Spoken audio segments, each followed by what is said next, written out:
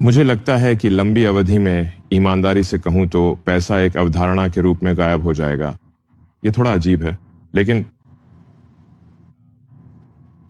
एक ऐसे भविष्य में जहां कोई भी कुछ भी पा सकता है, मुझे लगता है कि आपको श्रम आवंटन के लिए पैसे की एक डेटाबेस के रूप में अब आवश्यकता नहीं रहेगी। अगर एआई और रोबोटिक्स इतने बड़े हो जाएं कि वे सभी मानवीय आवश्यकताओं को पूरा कर सकें, तो पैसा अब इसकी प्रासंगिकता नाटकीय रूप से घट जाती है। मुझे यकीन नहीं है कि हमारे पास यह रहेगा। तो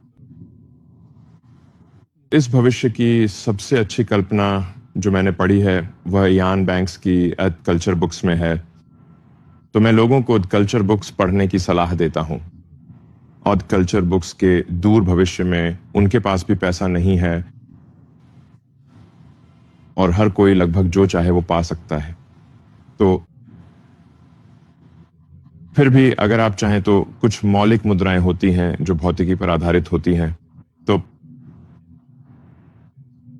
ऊर्जा असली मुद्रा है। इसीलिए मैंने कहा था बिटकॉइन ऊर्जा पर आधारित है। आप ऊर्जा को कानून बनाकर नियंत्रित नहीं कर सकते। आप सिर्फ एक कानून पास करके अचानक बहुत सारी ऊर्जा नहीं बना सकते। इसे उत्पन्न करना बहुत कठिन है। ऊर्जा विशेष रूप से उपयोगी कार्य करने के लिए ऊर्जा का उपयोगी तरीके से उपयोग करना। तो मुझे लगता है कि शायद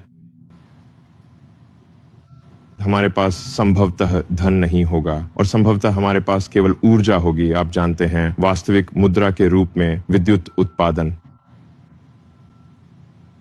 तो मेरा मतलब है, मैं सोचता हूं कि सभ्यतागत प्रगति को परिभाषित करने का एक तरीका कार्दाशेव पैमाने पर प्रतिशत पूर्णता है।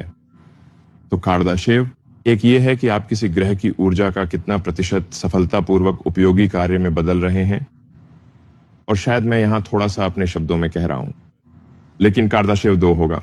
आप सूर्य की ऊर्जा का कितना प्रतिशत उपयोगी कार्य में बदल रहे हैं। कार्दाशेव 3 होगा। आप आकाशगंगा का कितना प्रतिशत उपयोगी कार्य में बदल रहे हैं। अगर ये वीडियो आपको पसंद आई हो तो सब्सक्राइब कर देना। बोलकास्ट इंडिया।